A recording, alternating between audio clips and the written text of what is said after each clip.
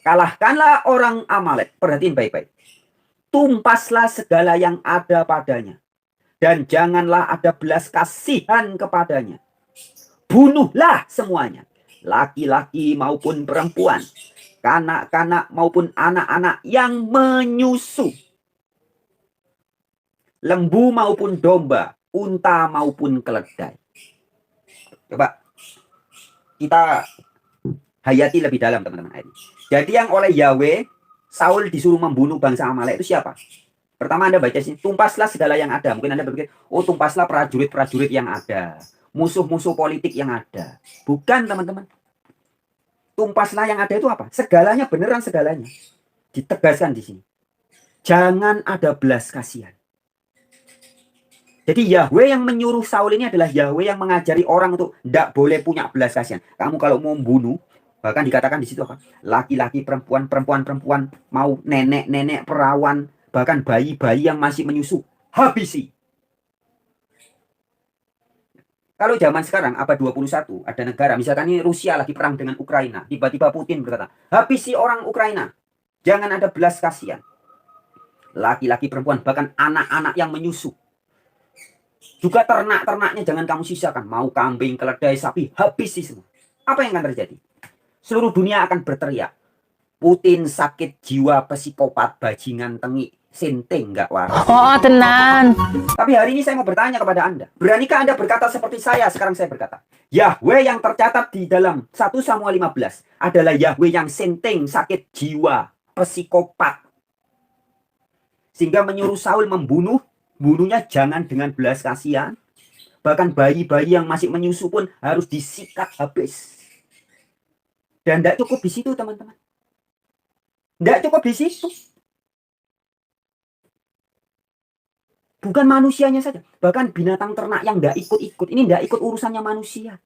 Disuruh habisi juga. Jadi beda. Yahweh di perjanjian lama yang maha sadis, maha gila, maha kepsikopat. Beda dengan Yahweh atau Allah Bapa yang diberitakan oleh Yesus. Ada orang yang terkesan dalam tanda kutip kebakaran jenggot ya, kejang-kejang. Nggak terima. Nah sekarang kita akan bacain komentar-komentarnya satu-satu ya teman. Ada atas nama Samsul Bahri. Benar sama katanya ya. Atas nama akun Allah Reminds Me. Ini juga menyatakan hal yang sama. Bahkan dia mengutipkan ayat-ayat Al-Quran ya. Membuktikan bahwa memang sama. Kemudian ada komentar atas nama Jono. Nah ini Jono. Ini yang banyak sekali komentarnya dia gagal paham. Nanti kita akan tanggapi ya. Jono mengatakan bahwa sama. Bercanda gak nih? Hahaha. Ada ikon ketawanya ya. Nah, kemudian ini menjadi perdebatan. Ada yang menentang Jono, ada yang setuju dengan Jono ya bahwa Allah di Alkitab dan di Al-Quran itu beda. Nah, tapi intinya si Jono ini tetap ngeyel.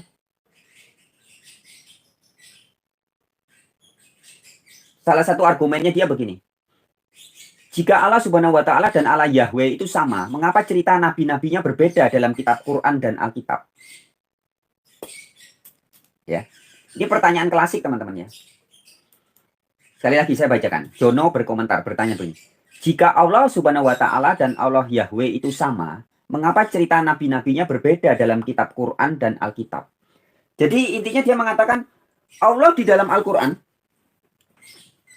Saya ambil kitab suci Al-Quran. Al-Quran. Allah di dalam kitab suci Al-Quran pasti berbeda dengan Allah Yahweh yang tertulis di dalam Bible. Ini logikanya dia begitu. Mengapa berbeda? Karena ceritanya juga beda. Nah, maka tanpa buang waktu lagi, sebelum kita baca komentar yang lain, saya akan langsung tanggapi ya. Logika yang begini ini logika yang gagal paham sebenarnya teman-teman. Ya. Kalau ada cerita yang terkesan berbeda, bukan berarti entitas yang dibicarakan berbeda. Ya. Saya sering menyampaikan ilustrasi ada 5 orang buta memegang gajah. Kemudian menceritakan. Nah cerita si A, si B, si C, si D, si E, 5 orang buta yang memegang gajah ini beda-beda. Padahal yang dipegang gajah yang satu. Nah, bukan berarti gajahnya ada banyak atau yang satu megang gajah, yang orang buta yang lain megang singa, orang buta yang lain megang sapi, orang buta yang lain megang kucing atau binatang-binatang lain, tidak. Tapi sama-sama memegang gajah. Tapi bisa berbeda persepsinya. Mengapa? Ya, makanya di dalam Jawa kan dikatakan dia itu asintia. Sang Maha itu tidak terpikirkan. Tan keno kiniro kinoyo ngopo. Ada juga ungkapan yang mengatakan Sang Pencipta itu akan menjadi seperti apa yang kamu pikirkan. Bagi orang-orang yang dari bayi, dari kecil lahir dalam keluarga yang ruwet, keluarga yang lingkungan yang jelek, yang jahat, sampai remaja, anak itu tidak akan mengenal kasih. Maka ketika ada orang memberitakan akan ada pencipta yang maha cinta, maha kasih, anak itu tidak akan percaya. Kalau diceritakan tentang sang pencipta, anak itu akan merasa bahwa sang pencipta ini pasti jahat. Karena dari kecil saya hidup susah, makan susah, lingkungan jahat, berketemu orang-orang jahat, berarti sang pencipta pasti maha jahat. Itu persepsi yang dialami oleh banyak orang yang tidak mengenal Allah. Dan itu nyata. Hari ini banyak anak, banyak remaja yang tidak percaya Allah maha baik, sang pencipta maha baik, tidak percaya. Karena setiap hari hidup dalam lingkungan yang jahat. Jadi mempersepsi sang pencipta sebagai maha jahat. Buktinya setiap hari kejahatan terjadi. Penipuan, perampokan, kebohongan, korupsi, pemerkosaan, kejahatan, bencana, malapetaka, kesusahan ekonomi, kesusahan politik, kesusahan hidup. Hidupnya penuh susah, bencana. Berarti sang pencipta pasti maha jahat. Itu kesimpulan logis. Ya. Nah, artinya sang pencipta itu menjadi seperti apa yang dipersepsi oleh setiap orang bisa beda-beda. Nah, kembali ke pertanyaan si Jono tadi ya. Kalau seandainya sang pencipta atau Allah Subhanahu wa Ta'ala yang diberitakan di Al-Quran memang sama dengan Yahweh yang diberitakan di Bible, kok ceritanya beda-beda? Saya katakan, cerita beda belum tentu berarti yang diceritakan itu entitas yang berbeda. Harian dan namanya Pak Ahok ya. Ahok atau nama lainnya Basuki Cahayapurnama. Anda tanya ke 10 orang yang berbeda. Anda tanya Ahok menurut Habib Rizik, Ahok menurut Pak Jokowi, Ahok menurut Guntur Romli, Ahok menurut Habib Kribo, Ahok menurut siapa lagi? Saya misalnya. Saya bisa menceritakan, oh Pak Ahok itu orang yang disiplin, orang yang tegas, keras, tapi baik hati. Anda tanya ke Habib Rizik, oh Ahok itu penipu, orang kafir, penista agama. Beda. Yang diceritakan pribadi yang satu, Ahok atau Basuki Cahayapurnama. Tapi persepsi setiap orang bisa beda-beda. Bukan berarti Ahoknya ada. Karena ada saya menceritakan Ahok, ada Guntur Romli, ada Habib Rizik, ada si A, si B. Berarti ada 5 orang namanya Basuki Cahayapurnama. 5 orang berbeda, pribadi yang berbeda. Bukan. Nah, terus bagaimana Mas Fran dengan cerita tentang Allah Subhanahu wa Ta'ala menurut versi Al-Quran dengan Allah Yahweh menurut Bible? Kok berbeda? Sebelum Anda berpikir berbeda, sebelum Anda berpikir bahwa Al-Quran berbeda dengan Bible, saya mau kasih tahu Anda.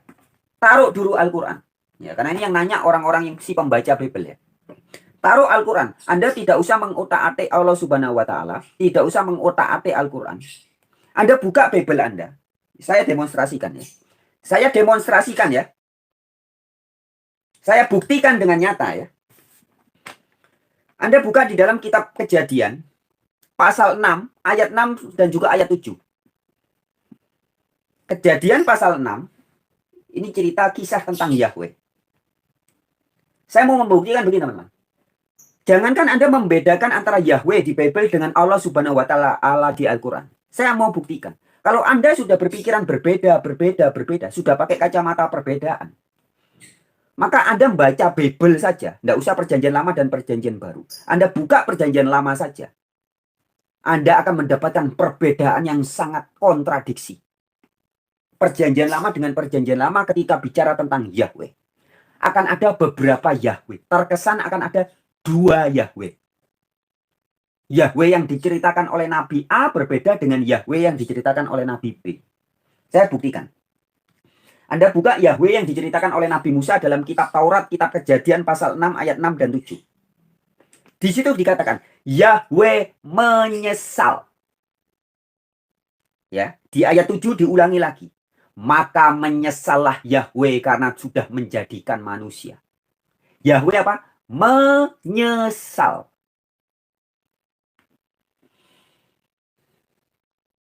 Itu kata Nabi Musa dalam kitab Perjanjian. Kata Nabi Musa lagi dalam kitab Keluaran. Keluaran juga tulisannya Musa. Anda buka di dalam Keluaran 32 ayat 14. Keluaran 32 ayat 14 juga dikatakan. Yahweh, saya bacain ya.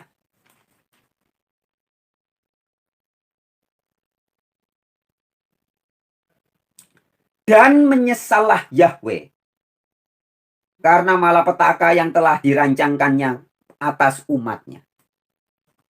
Dan apa? Menyesallah Yahweh. Yahweh menyesal. Ini yang nulis Nabi Musa. Menurut Nabi Musa, menurut persepsinya Nabi Musa, Yahweh adalah Allah yang menyesal.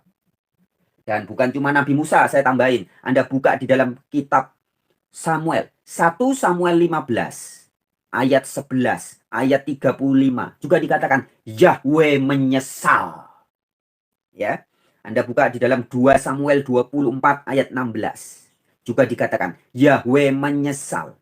Anda buka di dalam kitab Yunus pasal 4 ayat 2 juga. Yunus berpersepsi Yahweh ini pasti menyesal. Kalau menyuruh membinasakan orang, nanti pasti menyesal. Jadi Yahweh dalam pikirannya Yunus adalah Allah yang menyesal. Kemudian Anda buka di dalam surat Amos. Nabi Amos.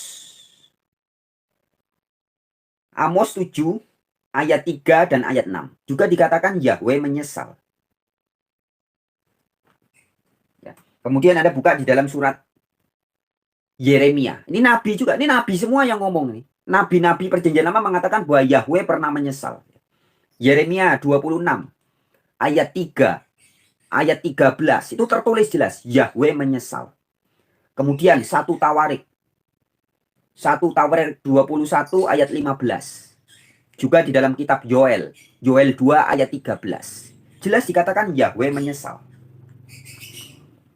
Ya, itu Yahweh yang pertama ya. Jadi Yahweh versinya Nabi Musa, versinya Samuel, versinya Yunus, versinya Tawarik, versinya Amos, versinya Yeremia adalah Yahweh yang menyesal. Sang pencipta yang pernah menyesal.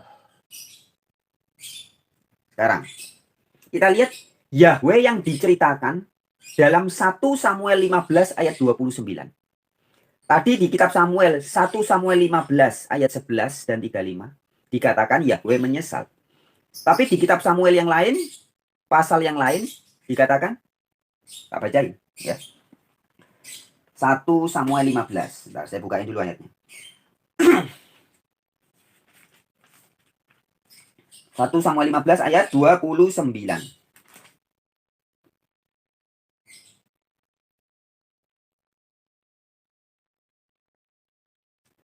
Lagi sang mulia dari Israel. Ini sebelumnya berbicara tentang Yahweh ya. Sang mulia dari Israel tidak berdusta. Jadi Yahweh pertama sifatnya tidak berdusta. Dan ia tidak tahu menyesal. Sebab ia bukan manusia yang harus menyesal.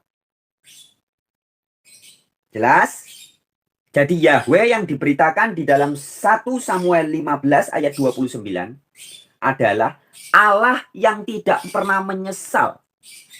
Bahkan dijelaskan di situ, sebab dia bukan manusia, tidak kayak manusia. Kalau manusia kan bisa menyesal, kira-kira begitu ya. Yahweh bukan Allah yang menyesal. Dia bukan seperti manusia yang bisa menyesal. Siapa yang bilang? 1 Samuel 15 ayat 29. Padahal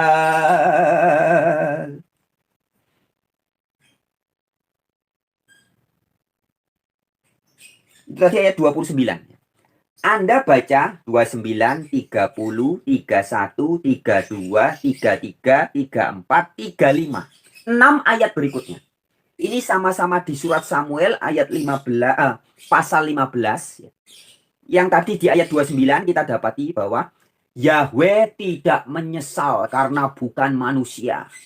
Sekarang 6 ayat kemudian Anda ke ayat 35. Buka Alkitab Anda, baca dengan mata kepala Anda sendiri. Anda akan dapati Sampai hari matinya Samuel, tidak melihat Saul lagi. Tetapi Samuel berduka cita karena Saul. Dan Yahweh menyesal karena ia menjadikan Saul raja atas Israel. Hayo. Ini bukan di kitab yang berbeda, bukan kata dari nabi yang berbeda, bukan. Ini sama-sama di kitab Samuel, di pasal yang sama, hanya beda 6 ayat. Di ayat 29 dikatakan Yahweh tidak menyesal karena dia bukan manusia. Di ayat 35 atau 6 ayat setelah ayat 29 diberitakan bahwa Yahweh menyesal. Ayo. Apakah ini bukan suatu kontradiksi? Apakah kita akan berpikir, oh berarti di sini ada 2 Yahweh. Yahweh seperti yang diberitakan oleh Musa, oleh Yunus, oleh Amos, oleh Yoel, oleh Tawarik, oleh Yeremia adalah Yahweh yang tidak pernah menyesal. Bahkan diberitakan di dalam 1 Samuel 15 ayat 29 juga, Yahweh tidak pernah menyesal karena Yahweh bukan manusia. Itu seperti tertulis dalam Bilangan 23 ayat 19 juga ya. Yahweh bukan manusia sehingga Yahweh menyesal. Tapi faktanya di pasal yang sama, pasal 15, 1 Samuel 15, hanya cuma beda ayat, beda 6 ayat, dikatakan ada Yahweh yang menyesal. Apakah ini artinya ada 2 Yahweh? Yahweh yang pertama adalah Yahweh yang tidak pernah menyesal karena bukan manusia. Tapi Yahweh yang kedua adalah Yahweh yang bisa menyesal. Ayo. Tambahan ayat ya. Mazmur 110 ayat 4 juga dikatakan Yahweh tidak menyesal. Yehezkiel 24, ini Nabi Yehezkiel mengatakan Yahweh tidak menyesal. Yehezkiel 24 ayat 14. Saya tidak tampilkan di sini ya teman-teman ayat-ayatnya. Teman-teman ini karena saya live streaming. Teman-teman nanti langsung bisa cek di Alkitabnya. Ketika saya sebutkan ayatnya nanti didengerin ulang, baca ayatnya sendiri. Yehezkiel 24 ayat 14. Sakaria 8 ayat 14. Ya. Perhatiin sekali lagi ayatnya. 1 Samuel 15 ayat 29. Mazmur 110 ayat 4. Yehezkiel 24 ayat 14. Sakaria 8 ayat 14. Bilangan 23 ayat 19 dan beberapa ayat lain. Tegas mengatakan Yahweh tidak menyesal karena bukan manusia. Yahweh adalah sang pencipta yang tidak pernah menyesal karena Yahweh bukan manusia. Tapi di ayat-ayat yang lain, bukan 1, 2, 3, ada bawahnya ayatnya. Baik ditulis oleh Musa, oleh Yunus, oleh Amos, oleh Yeremia, oleh Yoel, oleh Samuel. Dikatakan Yahweh menyesal. Ya. Jadi menjawab pertanyaan si John tadi ya. Jono yang berkata, jadi menurutmu Allah Yahweh, ya, Allah Yahweh di Alkitab dan Allah Subhanahu wa taala itu ceritanya kok beda? Dia kan tanyanya gini, Yahweh di Bible dengan Allah Subhanahu wa taala di Al-Qur'an kok ceritanya berbeda? Kalau memang menunjuk kepada substansi yang sama kok ceritanya beda? Nah, sekarang saya demonstrasikan dan saya buktikan. Anda enggak usah bahas Allah Subhanahu wa taala dulu. Kita bahas Yahweh saja dulu. Yahweh di kitab Perjanjian Lama ini. Ini bisa berbeda. Ada Yahweh yang menyesal, ada Yahweh yang tidak menyesal. Apakah Anda juga akan berkata, oh berarti Yahweh yang diberitakan Musa beda dengan Yahweh yang diberitakan oleh Yehezkiel. Yahweh yang diberitakan Musa adalah Yahweh yang sering menyesal, bukan sekali, 2 kali, tapi berkali-kali menyesal. Sedangkan Yahweh yang diberitakan oleh Yehezkiel adalah Yahweh yang lain. Atau Anda akan berkata seperti si Jono itu yang berusaha mempertentangkan Bible dengan Al-Quran. Dengan mengatakan bahwa Yahweh pasti bukan Allah Subhanahu wa taala karena ceritanya lain. Saya menunjukkan tentang perbedaan Yahweh versi Musa dengan Yahweh versi Yehezkiel. Ini bukan dari 2 kitab suci yang berbeda. Bukan satu menurut Bible, satu menurut Al-Quran. Bukan. Ini di dalam Bible sendiri, teman-teman. Ada 2 versi Yahweh. Saya kasih contoh yang lain. Anda buka 2 Samuel 4 ayat 1. Saya bacain. Ya, 2 Samuel 4 ayat 1. Ini cerita tentang Yahweh juga. 2 Samuel 4 ayat 21.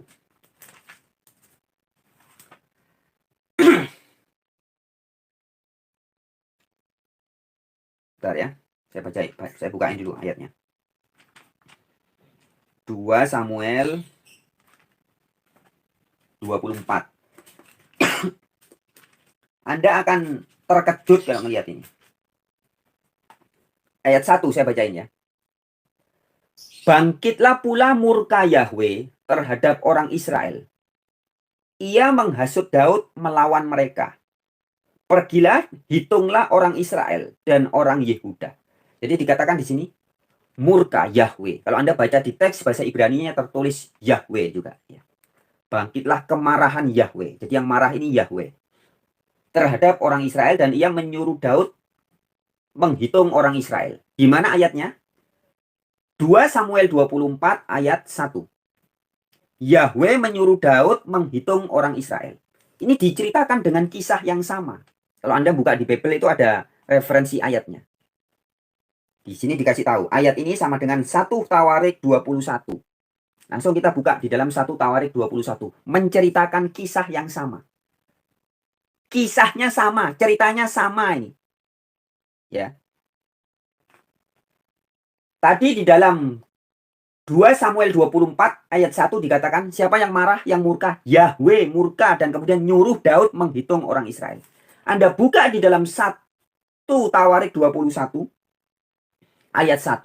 Kisah yang sama, saya bacakan.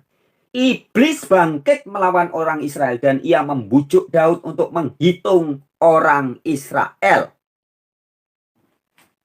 Jadi siapa yang nyuruh Daud menghitung orang Israel menurut 1 Tawarik 21 ayat 1?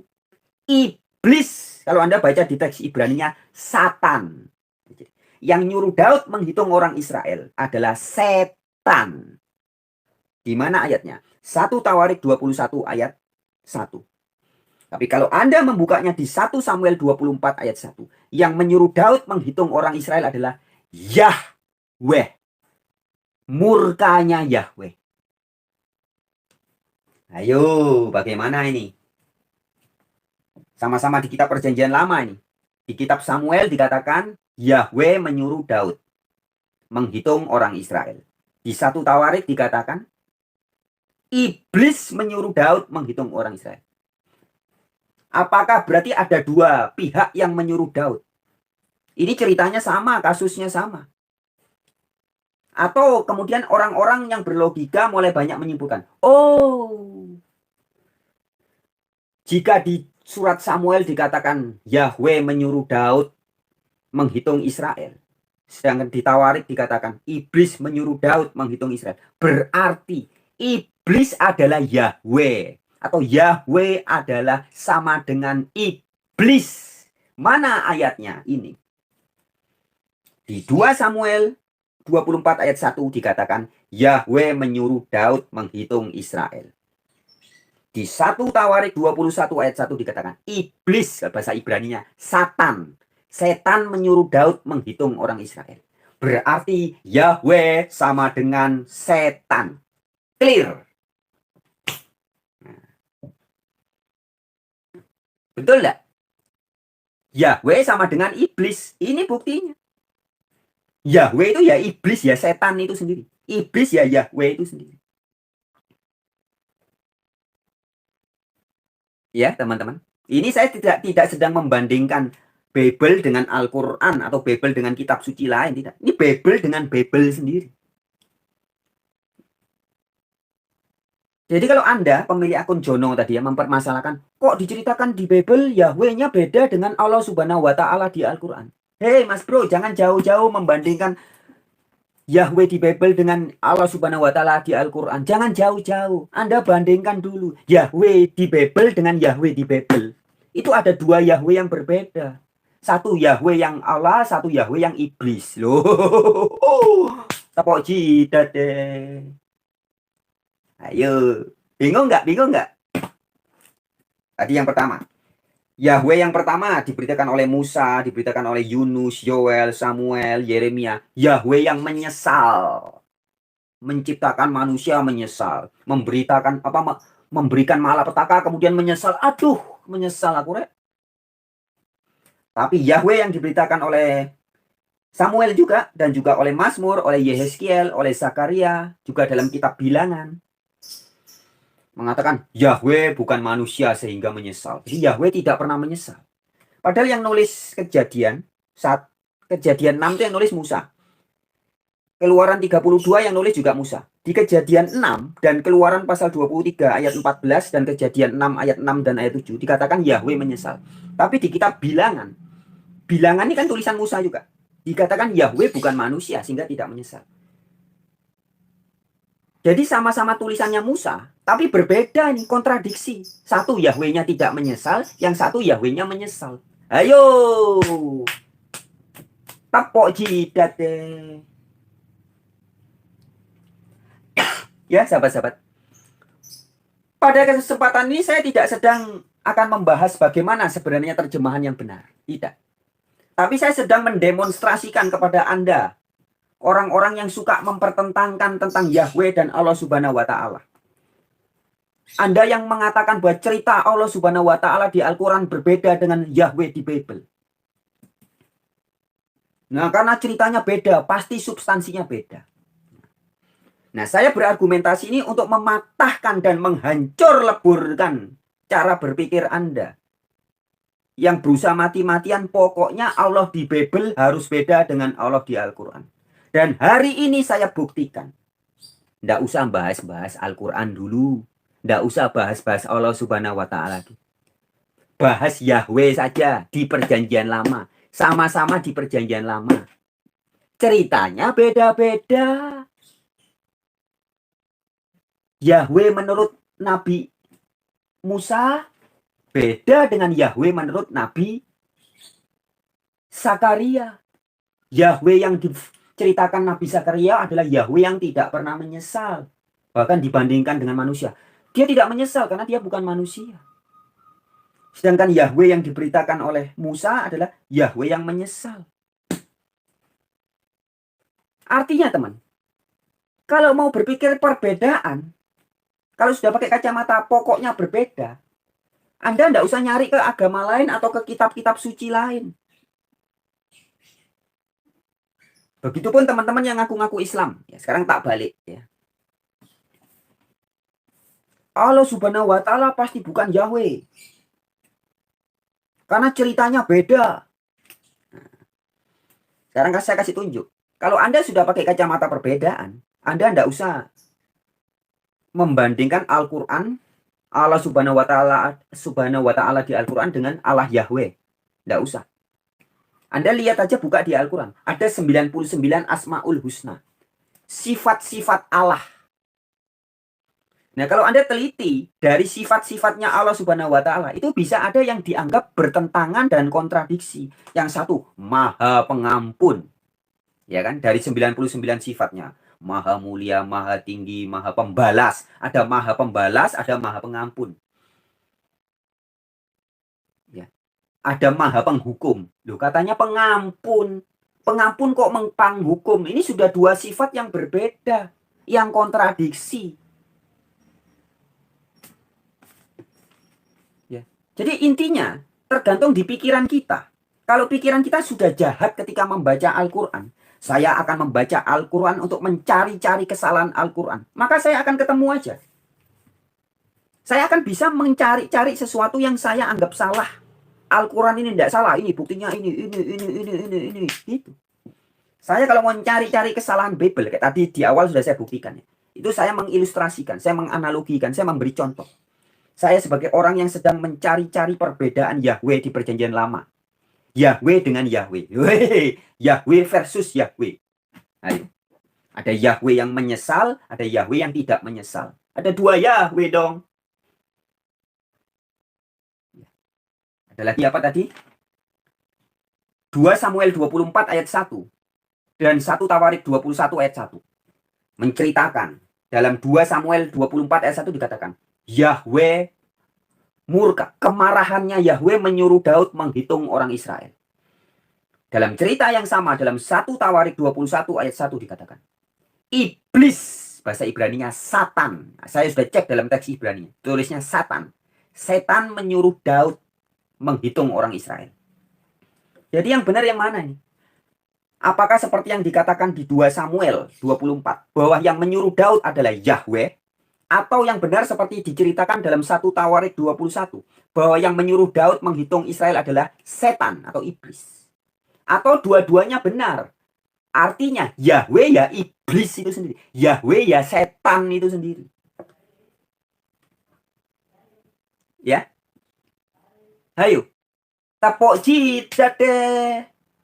Ya. Saya tidak akan mengulas atau membedah ayat-ayat itu, enggak teman-teman. Tapi saya sedang mendemonstrasikan ini. Bahwa kalau Anda mau nyari-nyari kesalahan, nyari-nyari kontradiksi, enggak usah jauh-jauh buka atau membahas agama-agama lain. Anda yang ngaku Islam, enggak usah jauh-jauh membahas agama Kristen, Yahudi, Konghucu, Hindu, Buddha, enggak usah. Anda pakai aja kacamata perbedaan yang jujur, kemudian Anda cari di dalam kitab Al-Quran sendiri. Anda akan temukan seolah-olah ada sifat-sifat Allah yang berbeda-beda. Dikatakan Allah Maha Pengampun, tapi juga dikatakan Allah Maha Pembalas. Loh, bingung aku. Iya kan? Itu sudah kontradiksi kalau mau dipikir kontradiksi. Loh, terus yang benar bagaimana Mas Fran? Ya, yang benar adalah jangan mempersepsi Sang Maha Gaib, Sang Maha Tinggi dan Maha Suci itu dengan persepsi pikiran kita yang terbatas ini. Maka orang-orang Jawa itu tepat mengatakannya. Dia adalah tan keno kiniro kinoyo ngopo. Dia adalah tak terpikirkan, tak terdefinisikan, tak terungkapkan. Kalau disuruh ngungkap ya kita akan terbatas tadi. Musa bisa berkata, Yahweh pernah menyesal. Tapi Musa yang sama, yang menulis kitab Bilangan pernah berkata, Yahweh tidak bisa menyesal karena bukan manusia. Tapi ketika Musa menulis Kejadian 6 ayat 6 mengatakan, Yahweh menyesal. Apakah Musanya yang mencela-mencele? Atau ternyata memang ada dua Yahweh yang berbeda? Ataukah ini hanya sebuah persepsi Musa yang sedang berusaha menerjemahkan? Atau mempersepsi, mengasumsikan sang tan keno kiniro kinoyo ngopo itu? Kalau dalam bahasa Sanskertanya teman-teman Hindu menyebutnya Brahman yang asintia. Asintia itu A itu tidak, sintia itu terpikirkan. Dia yang tak terpikirkan, tak terdefinisikan. Begitu berusaha didefinisikan oleh manusia, yaitu tadi. Dalam versi Al-Quran bisa disebut punya 99 sifat. Nah, di antara 99 sifat yang hebat-hebat itu ada sifat yang bisa dianggap bertentangan loh. Maha pencipta tapi juga pengembali atau penghancur. Maha pengampun tapi juga pembalas loh. Pengampun dan pembalas ini di logikanya manusia sudah tidak nyambung.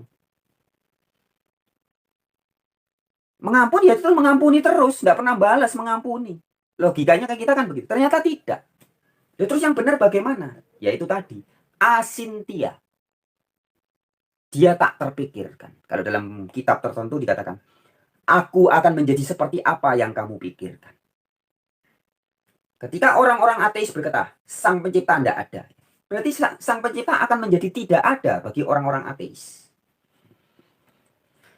Orang yang dari kecil hidup dalam keluarga yang kacau balau, lingkungan yang jahat. Kemudian setelah besar dia berkata, sang pencipta pasti maha jahat, maha gila, maha senting.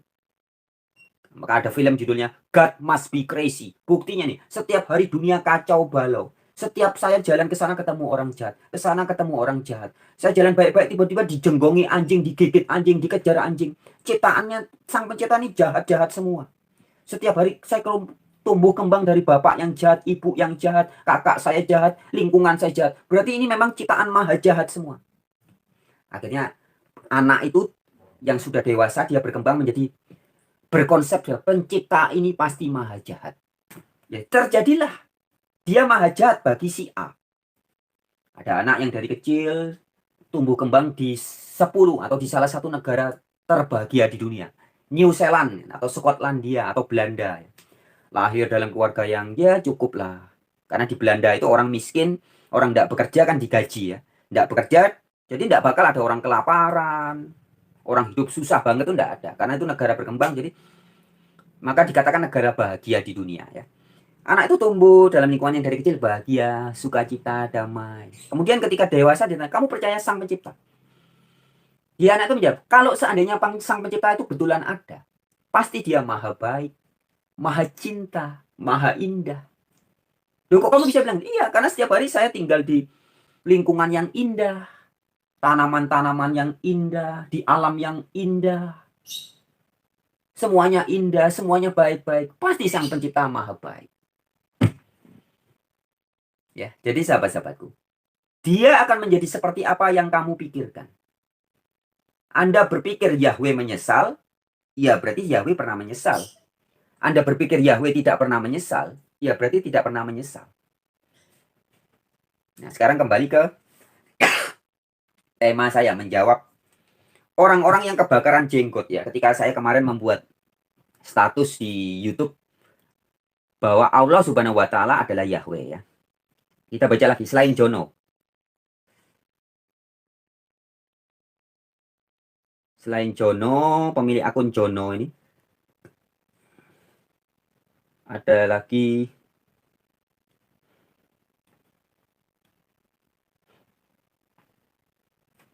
Adi Irwan ya. Adi Irwan ini komentarnya sepakat ya bahwa Yahweh di Bible sama dengan Allah Subhanahu wa taala. Kemudian dia menjawab Jono. Kan Jono bilang, "Kok ceritanya beda?" Si Adi Irwan berkata gini, "Kalau dilihat dari cerita itu pasti gak bisa dijelaskan secara detail ya, betul. Karena apa bahasa yang dipakai gak sama, maka dari itu Alkitab bacanya Bapa di sorga. Insya Allah sama dengan Hashem di Taurat ya. Atau Allah Subhanahu wa taala di Islam atau di Al-Qur'an. Iya betul. Yesus menyebutnya Bapa di sorga. Saya tambahin nih, saya kasih bonus ya. Tadi malam saya live juga sudah saya sampaikan. Kita coba pakai kacamata perbedaan lagi ya. Kenapa saya ngajak Anda berpikir untuk melihat perbedaan dan kontradiksi-kontradiksi? Supaya kalian yang suka membentur-benturkan Bible dengan Al-Quran, ini kebuka gitu loh pikirannya. Nggak usah Anda benturkan Bible dengan Al-Quran. Saya bisa buktikan kalau Anda sudah pakai pikiran yang bentur-benturan, sudah memasang aplikasi bentur-benturan. Saya tunjukin. Bible dengan Bible aja bisa bentur-benturan. Tadi sudah saya kasih tahu. Sama-sama di perjanjian lama. Bukan perjanjian lama versus perjanjian baru loh ya. Tapi perjanjian lama versus perjanjian lama. Ada dua Yahweh yang berbeda. Ada Yahweh yang menyesal, ada Yahweh yang tidak menyesal. Juga ada tambahan tadi di dalam surat Samuel dan Tawarik. Ternyata Yahweh sama dengan iblis. Nah lo, tepok jidat. Sekarang saya demonstrasikan lagi ya. Sekarang kita lihat perjanjian lama dengan perjanjian baru. Dalam Yesaya jelas dikatakan yang disebut Bapa itu adalah Yahweh. Jadi yang oleh Nabi Musa, Yehezkiel, Yesaya, Yeremia, Nehemia, dan semua nabi-nabi perjanjian lama diberitakan, itu tidak lain dan tidak bukan adalah Yahweh. Dan dalam kitab Yesaya dikatakan bahwa Yahweh itulah Bapa. Bapa itulah Yahweh. Ya, kita pegang di sini. Yahweh adalah Allah Bapa. Sekarang kita ke perjanjian baru. Yesus memberitakan bahwa yang disebut Bapa itu adalah Allah atau God-nya Israel. Yesus pun menunjuk bahwa yang disebut sebagai Bapa kami yang ada di surga, dikuduskanlah namamu ya. Yesus ketika berdoa begitu. Yesus menunjuk kepada Allahnya Israel. Sesembahannya Israel, yaitu Yahweh. Tapi kalau Anda baca, Yahweh yang diberitakan oleh Yesus atau Bapa yang diberitakan oleh Yesus, itu adalah Bapa yang penuh kasih. Maka disebutnya bukan Allah lagi, bukan. Yesus juga memperkenalkan Yahweh sebagai Allah. Iya betul. Maka dia menyebutnya Eloi. Aku akan pergi kepada Allahku dan Allahmu. Tapi Yesus juga memperkenalkan sebagai Bapakku dan Bapak. Jadi hubungannya dekat. Kalau Allah itu pasangannya hamba. Karena Allah itu artinya sesembahan ya. Elohim. Theos itu sesembahan. Sesembahan dengan penyembahnya. Tapi kalau Bapak itu pasangannya dengan anak. Jadi hubungannya sangat dekat. Hubungan sang pencipta dengan makhluk-makhluk ciptaannya. Laksana Bapa dengan anak. Bukan lagi tuan dengan hamba. Bukan lagi bos dengan jongos. Tapi orang tua atau bapa dengan anak. Itu kata Yesus. Sebelum dilanjutkan, saya tak minum dulu.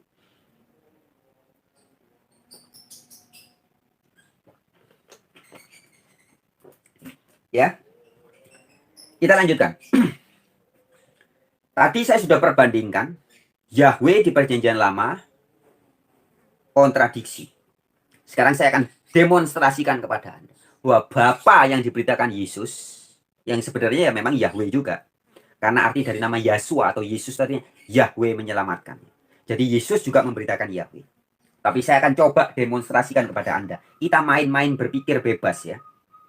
Bahwa Allah Bapa yang diberitakan Yesus sangat berbeda dengan Allah Yahweh yang diberitakan di perjanjian lama. Ya. Buktinya, Allah Bapa yang diberitakan Yesus maha kasih, maha sayang, maha cinta. Dia pernah berkata, jangan memusuhi orang yang memusuhi kamu. Jangan membenci, bukan. Jangan membenci orang yang memusuhi kamu. Kalau kamu ditampar pipi kirimu, pipi kananmu, berikan pipi kirimu. Jangan membalas. Pokoknya kasih, kasih, kasih, kasih terus ya. Sayangi musuhmu, cintai musuhmu. Itu Allah Bapa yang diberitakan oleh Yesus. Sekarang Anda buka di dalam kitab apa ya?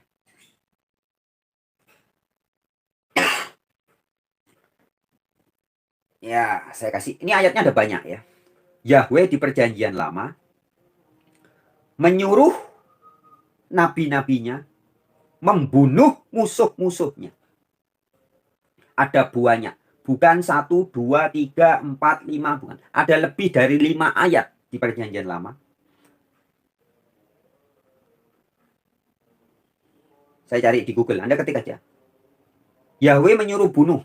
Ketik aja begitu. Nanti kan muncul itu banyak artikel-artikelnya. Ada ayat yang terkenal itu di 1 Samuel 15. Selain itu ada banyak ya. Saya hanya ngasih contoh satu nih ya. 1 Samuel 15. Ini kisahnya ketika Saul, Raja Saul, mendapat perintah dari Yahweh untuk membantai bangsa Amalek. Ngeri ini teman-teman. Saya bacain ya. Ayat 3. Raja Saul mendapat firman dari Yahweh. Bunyi firman Yahweh. Beginilah firman Yahweh. Semesta alam. Aku akan membalas apa yang dilakukan orang Amalek kepada orang Israel. Nah, jadi ya. Jadi Allah Bapa yang pernah berfirman kepada Yesus di perjanjian baru, jangan membalas ya. Tampar pipi kiri, kasih pipi kanan, doakan musuhmu ya. Ternyata di perjanjian lama, dia adalah Yahweh yang pernah berkata, aku akan membalas apa yang dilakukan orang Amalek kepada orang Israel. Karena orang Amalek menghalang-halangi mereka ketika orang Israel pergi ke Mesir. Ayat 3. Jadi, pergilah sekarang. Kalahkanlah orang Amalek. Perhatiin baik-baik. Tumpaslah segala yang ada padanya. Dan janganlah ada belas kasihan kepadanya. Bunuhlah semuanya, laki-laki maupun perempuan, kanak-kanak maupun anak-anak yang menyusu, lembu maupun domba, unta maupun keledai. Coba kita hayati lebih dalam teman-teman. Jadi yang oleh Yahweh, Saul disuruh membunuh bangsa Amalek itu siapa? Pertama Anda baca sini, tumpaslah segala yang ada. Mungkin Anda berpikir, oh tumpaslah prajurit-prajurit yang ada. Musuh-musuh politik yang ada. Bukan teman-teman. Tumpaslah yang ada itu apa? Segalanya, beneran segalanya. Ditegaskan di sini. Jangan ada belas kasihan. Jadi Yahweh yang menyuruh Saul ini adalah Yahweh yang mengajari orang untuk tidak boleh punya belas kasihan. Kamu kalau mau membunuh, bahkan dikatakan di situ apa? Laki-laki, perempuan, perempuan, mau nenek-nenek, perawan, bahkan bayi-bayi yang masih menyusu, habisi. Kalau zaman sekarang abad 21 ada negara, misalkan ini Rusia lagi perang dengan Ukraina, tiba-tiba Putin berkata, habisi orang Ukraina. Jangan ada belas kasihan. Laki-laki, perempuan, bahkan anak-anak yang menyusu. Juga ternak-ternaknya jangan kamu sisakan. Mau kambing, keledai, sapi, habisi semua. Apa yang akan terjadi? Seluruh dunia akan berteriak. Putin sakit jiwa, psikopat, bajingan, tengik, senting, enggak waras. Oh, tenan. Tapi hari ini saya mau bertanya kepada Anda. Beranikah Anda berkata seperti saya? Sekarang saya berkata. Yahweh yang tercatat di dalam 1 Samuel 15 adalah Yahweh yang senting, sakit jiwa, psikopat. Sehingga menyuruh Saul bunuhnya jangan dengan belas kasihan. Bahkan bayi-bayi yang masih menyusu pun harus disikat habis. Dan tidak cukup di situ, teman-teman. Tidak cukup di situ. Bukan manusianya saja. Bahkan binatang ternak yang tidak ikut-ikut. Ini tidak ikut urusannya manusia. Disuruh habisi juga. Jadi beda. Yahweh di perjanjian lama yang maha sadis, maha gila, maha kepsikopat. Beda dengan Yahweh atau Allah Bapa yang diberitakan oleh Yesus. Ya. Logika seperti yang saya sampaikan dari tadi ini. Itu akan terjadi. Bagi orang-orang yang sedang mencari-cari perbedaan Bible dengan Bible. Ayat-ayat perjanjian lama dengan ayat perjanjian lama. Ayat perjanjian lama dengan perjanjian baru. Pasti ketemunya begitu. Dan kalau sudah yakin Bible adalah berisi pertentangan, kontradiksi, tidak bisa dipercaya, pasti cepat atau lambat Anda akan bilang, ini kitab sesat. Tinggalkan Bible, tinggalkan Yudaisme, tinggalkan kekristenan. Ya, bisa jadi pindah ke agama lain. Bisa jadi agnostik, jadi ateis. Dan saya mau ngasih tahu. Saya pernah punya teman, salah satu pendiri Forum Ateis Indonesia, itu sahabat saya. Sampai hari ini, sekarang dia di Bali ya. Saya kenal dari sekitar tahun 2010 di internet, kemudian ketemu di dunia nyata, ketemu di Bali dan sebagainya ya. Sering ketemu tiap hari, bahkan pernah kos bareng. Saya ngerti pola pikir ateis. Dan sebagian besar teman-teman kita ateis yang dari agama Kristen, dari pecinta Bible, menjadi ateis. Ini gara-gara baca ayat-ayat itu. Tapi tanpa hikmah, tanpa tuntunan Roh Kudus. Membaca ayat-ayat yang terkesan bertentangan, berkontradiksi. Ingat teman-teman, ini bukan ayat Bible bertentangan dengan Al-Quran, bukan. Tapi ayat Bible bertentangan dengan ayat Bible. Kontradiksi itu di dalam Bible sendiri. Ya. Oke, saya akan membacakan beberapa komentar dulu. Karena tadi ada orang-orang yang juga salah paham ya. Salah menangkap live streaming saya disalahpahami ini. Oke, pertama-tama, ini banyak komentar. Ada atas nama GBU ya. Yahweh roh tak pernah menciptakan setan. Gimana dengan Allah Subhanahu wa Ta'ala? Ya. Anda bilang Yahweh roh tak pernah menciptakan setan. Saya katakan, menurut Bible, nanti sudah ada ayatnya. Bukan tidak pernah menciptakan setan, tapi Yahweh adalah setan. Siapa yang bilang? Bukan saya. Saya hanya sedang mempertemukan fakta. Di dalam surat 1 Samuel. Berapa tadi? 2 Samuel, ya, bukan 1 Samuel. 2 Samuel 24 ayat 1 dikatakan Yahweh menyuruh Daud memerintah menghitung orang Israel. Sedangkan menurut 1 Tawarik 21 ayat 1, iblis menyuruh Daud menghitung orang Israel. Jadi kalau pemilik akun GBU berkata Yahweh tidak pernah menciptakan setan, saya katakan menurut cara berpikir Alkitab yang ngawur ini saya kasih contoh, kalau saya sedang mendemonstrasikan diri sebagai orang yang ngawur, yang asal menafsirkan. Yahweh adalah setan. Buktinya di 2 Samuel dikatakan Yahweh, sedangkan di Tawarik dikatakan iblis atau setan. Ya, berarti Yahweh adalah setan. Kesimpulannya gitu. Ya. Ini saya sampaikan ini untuk menemplah Anda pemilik akun GBU ya. Jadi Anda itu sok-sok membela Bible tapi nyalah-nyalahkan Al-Quran, sok-sok membela Alkitab tapi nyalah-nyalain Al-Quran, kan begitu. Maka saya tunjukkan. Kalau mencari kesalahan, Anda usah ke kitab suci lain. Pakai aja kacamata, cari perbedaan, cari kesalahan. Seperti saya lakukan sekarang.